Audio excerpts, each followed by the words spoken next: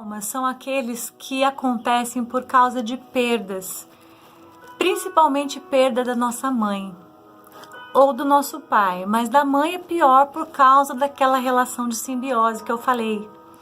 Então, quando essa mãe morre, quando essa mãe vai embora, quando essa mãe, por algum motivo, é arrancada da criança, a sensação é que se arrancou um próprio pedaço da criança. Porque a criança ela não entende que ela é um ser único, que ela é um ser inteiro, ela é simbiotizada nessa mãe. Então, quando arranca a mãe, arranca um pedaço dessa criança. E isso causa muita raiva. Não é só no bebê, mas mesmo depois que já cresceu, na adolescência, isso causa muita raiva. A perda causa uma raiva muito grande. Só que o que nós aprendemos culturalmente e também pela religião de muitos? Que raiva é pecado, que você não pode sentir raiva, ainda mais da sua própria mãe. Então o que acontece? Você tranca essa raiva, você esconde essa raiva, você bloqueia essa raiva e essa raiva vai se manifestar de outra maneira. Ela vai aparecer através do quê? De doenças mentais e doenças físicas.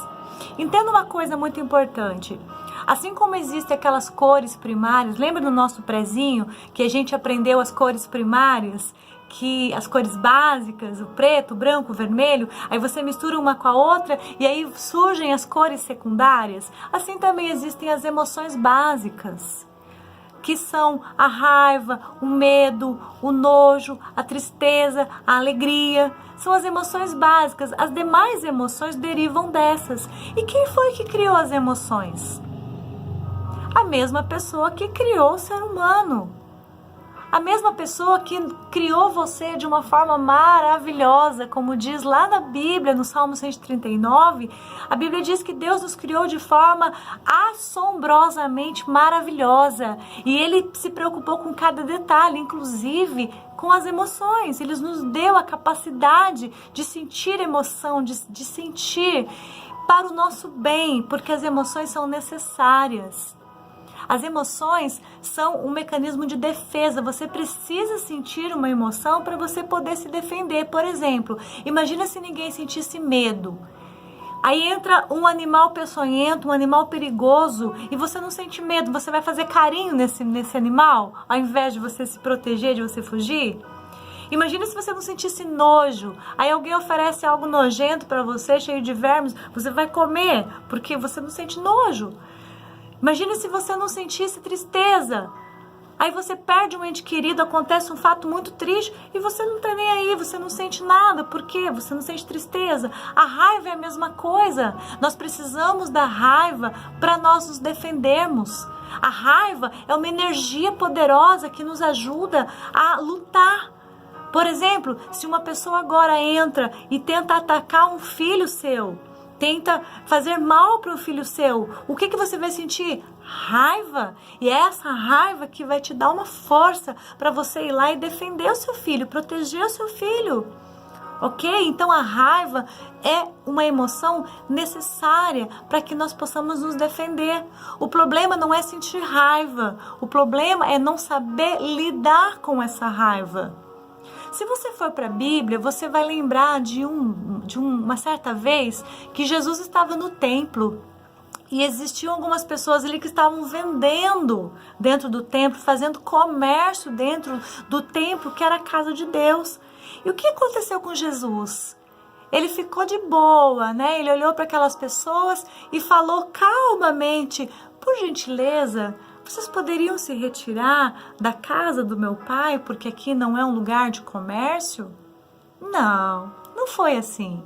Quem conhece a Bíblia sabe muito bem que nesse texto, Jesus ficou com tanta raiva, Jesus ficou tão irado, que ele pegou um chicote e ele chicoteou as costas dessas pessoas, ele jogou essas pessoas lá para fora, ele chutou aquelas mesas, ele fez um barraco. Meu Deus, Gisele, você falando que Jesus fez um barraco? Meu querido, leia a Bíblia, está na Bíblia, não sou eu que estou dizendo. Só que a gente tem mania de negar emoções, então para negar nossas emoções, nós negamos até algumas passagens bíblicas. E o que significa isso estar registrado na Bíblia? Deus permitiu esse registro justamente para mostrar para você que não é pecado sentir raiva, que não tem nada de errado com você se você sente raiva. O problema é você não conversar com essa raiva. O problema é você não compreender a origem dessa raiva. O problema é você expressar essa raiva de forma desproporcional e em pessoas que não tem nada a ver com isso. Por exemplo, Jesus expressou essa raiva no momento correto para defender um princípio, porque ele estava defendendo a casa do seu pai. Ele estava deixando um ensinamento que aquele lugar era um lugar de santidade, não de comércio. Então aquela raiva era lícita, aquela raiva tinha um motivo, foi expressada de uma forma exatamente como deveria ser, por causa da gravidade da situação. Ok? Então, primeira coisa, para você começar já entrando já na cura dos traumas, você precisa admitir as suas emoções. Alguém foi tirado de mim, alguém foi arrancado de mim de uma forma brusca, de uma forma injusta, que eu não aceitei, que eu não compreendi. Eu sinto raiva por isso. E à medida que você vai admitindo as suas emoções, os teus sentimentos, mesmo que eles pareçam muito feios, muito horrorosos, o teu processo de cura começa exatamente aí. De repente você foi ridicularizado na escola, a professora gritou com você ao invés de te ensinar com carinho. De repente você recebeu milhões de apelidos porque você era muito magro, muito gordo, muito alto, muito baixo. De repente inventaram historinhas sobre você. Ah, quando você nasceu, você chorava demais, você deu muito trabalho para sua mãe.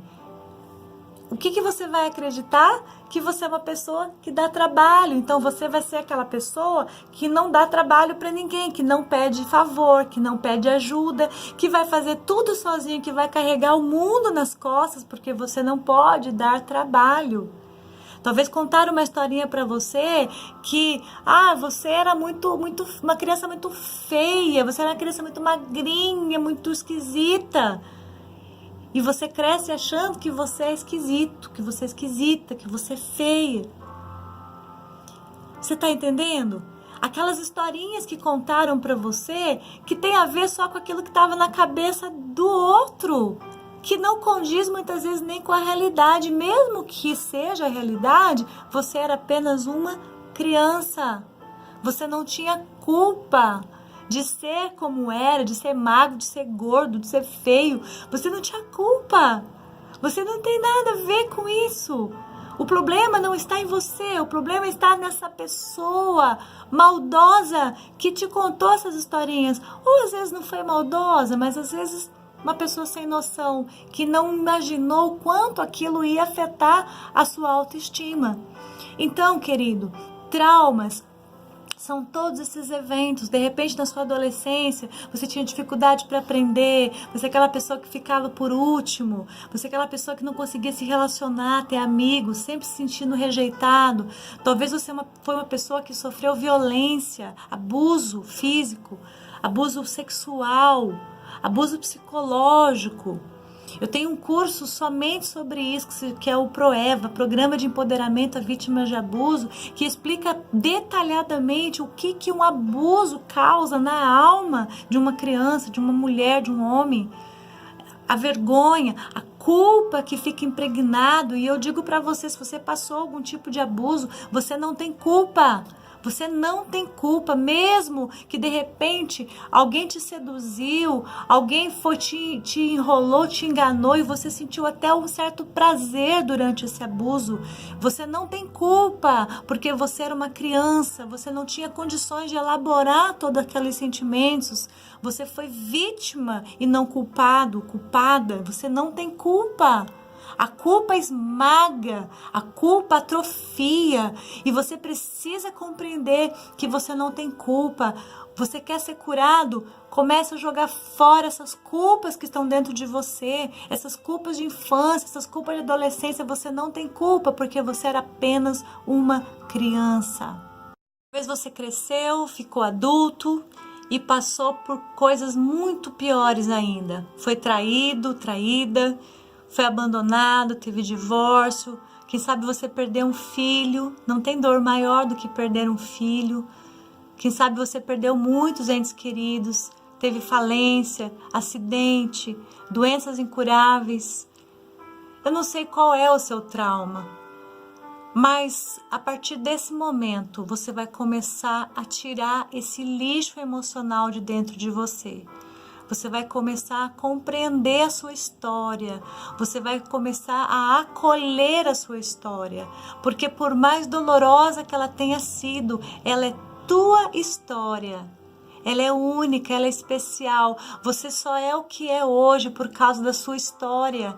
E tudo tem um propósito. Toda dor, ela vem para nos fortalecer. Tem um propósito. E a dor, ela está muito ligada com a nossa missão. Você pode ter certeza que aquilo que muito te doeu é aquilo onde você vai ser muito usado para curar pessoas. Então, a partir desse momento, eu quero te convidar para você abrir teu coração, para você permitir que essas emoções venham à tona, que essas lembranças venham à tona. Pega um papel, uma caneta e comece a anotar nomes. Comece a dar nomes. Coloca assim, pai, e coloca na frente o que eu sinto pelo meu pai. Comece a dar nome para essas emoções. O meu pai, quando eu penso no meu pai, eu sinto medo. Por quê? Porque ele me batia demais, porque ele me espancava, porque ele gritava comigo. Mãe, quando eu penso em mãe, eu sinto o quê? Eu sinto saudade. Eu sinto raiva, porque ela me abandonou, porque ela morreu. E hoje, como adulto, eu entendo que ela não teve culpa, mas como uma criança eu me sentia abandonada, então eu fiquei com raiva. Irmãos, professores, amigos, você mesmo, coloque o seu nome e escreva na frente o que você sente por você, o que você sente sobre você. Culpa? Vergonha? Raiva? Desprezo? O que você sente?